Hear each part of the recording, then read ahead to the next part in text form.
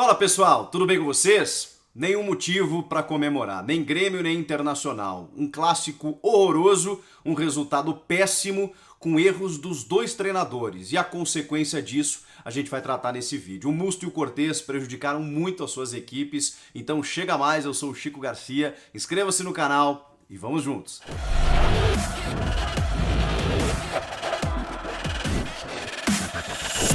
1-1, Grêmio Internacional, clássico Grenal realizado na Arena do Grêmio e o tricolor gaúcho completando 11 jogos de invencibilidade frente ao seu maior rival.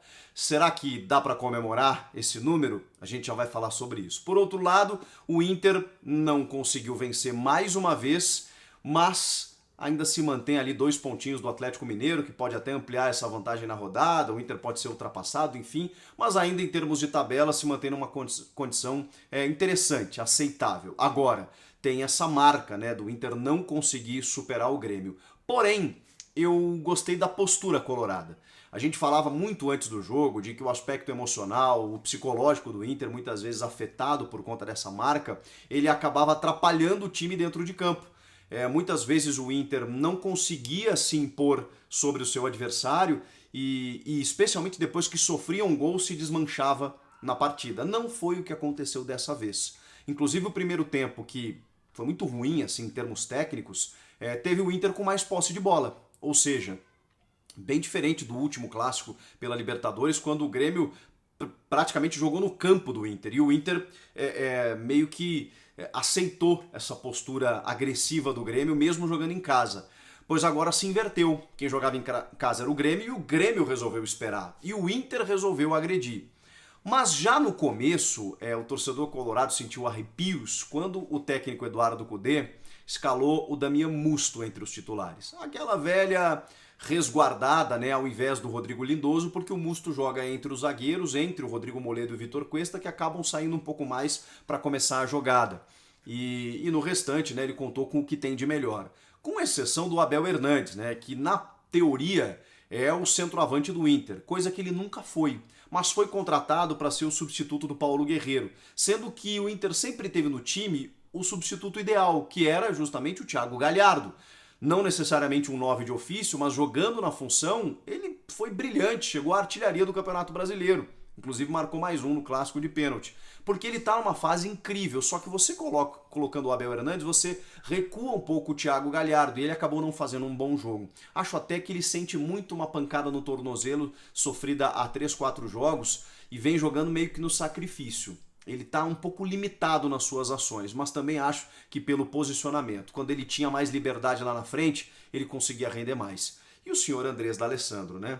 Que tem uma dificuldade física, a gente sabe, já com seus 39 anos.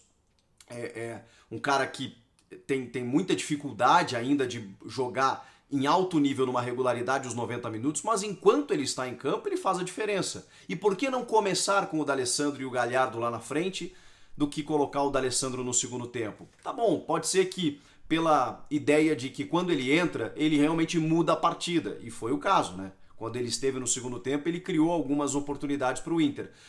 Mas por que não começar com ele? Até porque se você tem uma limitação no elenco, dá linha para o cara mais experiente, o cara que sabe jogar clássico, o cara que vai poder te entregar algo melhor, e se você constrói um resultado, melhor ainda, né? Porque aí ele pode sair no segundo tempo para descansar e você consegue fazer uma substituição. Mas bem, isso é escolha do Cudê. Eu só acho que ele inviabiliza cada vez mais o Musto com o torcedor colorado, insistindo na escalação desse cara, que não acrescenta nada em termos técnicos e ainda compromete. É a segunda expulsão dele em clássicos grenais no ano. O time perdendo o jogo e ele simplesmente resolve dar uma cotovelada, um soco, sei lá, jogar o braço no rosto do Diego Souza, e o VAR viu, o Rafael Claus expulsou, deixando o time na mão naquele momento.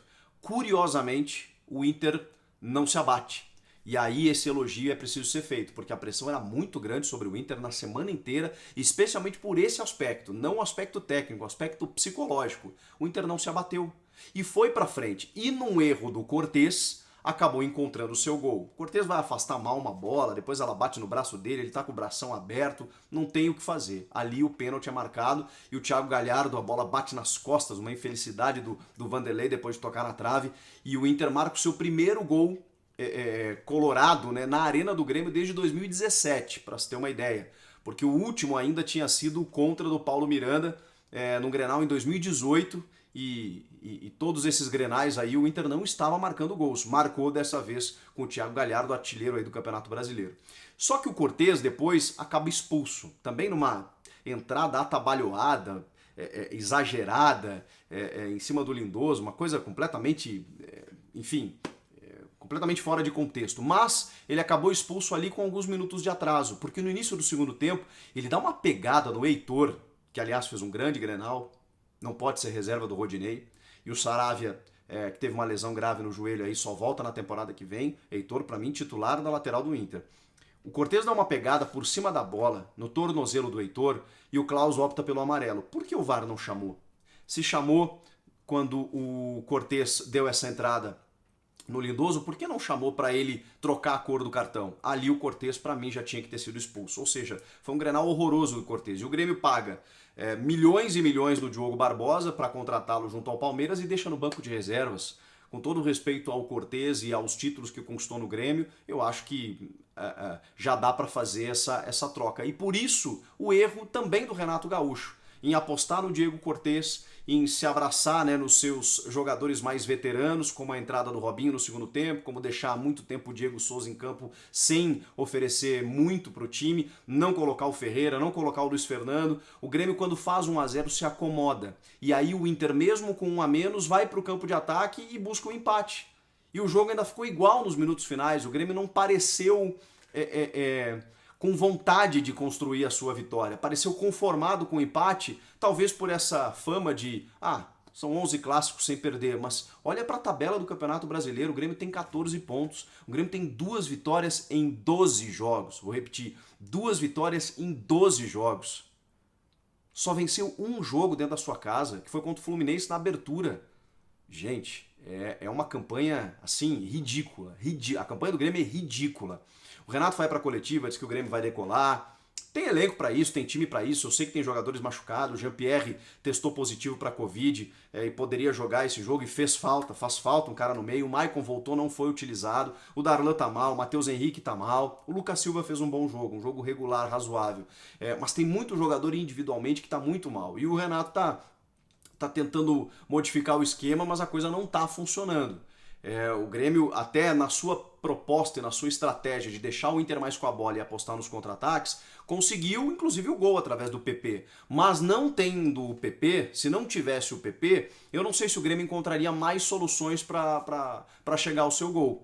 E o PP ainda fez uma postagem enigmática depois do jogo, com a frase The Last Dance, né, uma alusão ao documentário, a temporada, né, dos Bulls, lá o Michael Jordan defendia o Chicago Bulls, em que o técnico Phil Jackson dizia que era a última temporada deles.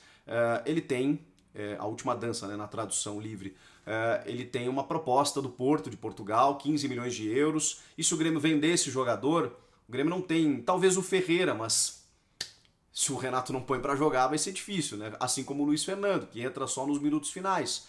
O PP tem solucionado os problemas do Grêmio. E que bom, por um lado, mas você depender apenas do PP é ruim. E mesmo naquela vantagem, naquela soberba que o Grêmio tem de vencer clássicos grenais, hoje isso não aconteceu e comprometeu a situação na tabela de classificação. Então o resultado foi horrível para os dois. O Inter, embora se mantenha ali nos líderes, ali próximo dos líderes das primeiras posições, tem toda essa bagagem da pressão sobre o Eduardo Cudê por conta de não vencer clássicos grenais, do time não estar jogando bem e dele apostar em jogadores que não dão certo. O William Potker entrou no segundo tempo para mudar o jogo. O William Potker, que eu achei que já estava de malas prontas para a Turquia ou que não fosse mais vestir a camisa do Inter. Pois bem, foi a solução encontrada pelo Eduardo Cudê. E o Rodrigo Moledo finalmente jogou e fez um Grenal muito tranquilo, seguro, sem problema nenhum. O Lomba também foi importante, decisivo em alguns momentos pelo lado do Inter. E no Grêmio que o Cavani não vem mais, né? Já tem a informação aí que ele acertou com o Manchester United pelas 2 próximas temporadas, e a gente já imaginava isso, porque ele estava esperando um contrato com um grande da Europa, e isso aconteceu. Não há como concorrer com o Manchester United, ainda mais num campeonato como a Premier League. O Grêmio não tem muito mais recursos, e se vender o PP, então a situação vai ficar pior. O Renato tem muita confiança de que o Grêmio vai melhorar. eu não tenho tanta certeza. Nas Copas vai bem, recuperou na Libertadores, pode ser que a temporada é longa, tem muita coisa para acontecer, o campeonato também, mas deixou muito a desejar em termos técnicos o Grenal. Comenta aqui embaixo o que vocês acharam do clássico, inscreva-se no canal e eu volto na próxima. Tchau!